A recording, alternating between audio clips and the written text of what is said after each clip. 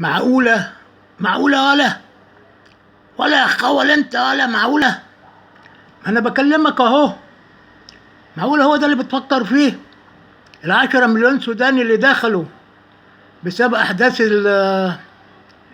الحرب اللي في السودان، اللي دخلوا عندنا، عايز تاخدهم وتدربهم ده تدريب خفيف كده ويستلموا سلاح ويشتغلوا بلطجة على الشعب المصري؟ عايز الاخوات يتخانقوا؟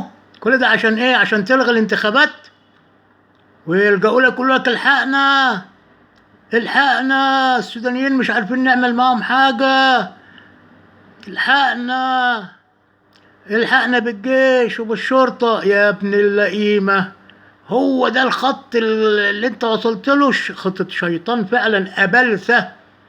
ومن هنا تولع الدنيا بقى في مصر. لا، ربك بالمرصاد يا حبيبي، يا حبيبي يا يشا، ربك بالمرصاد. هتبوظ الخطة، هتتكل على قفاك.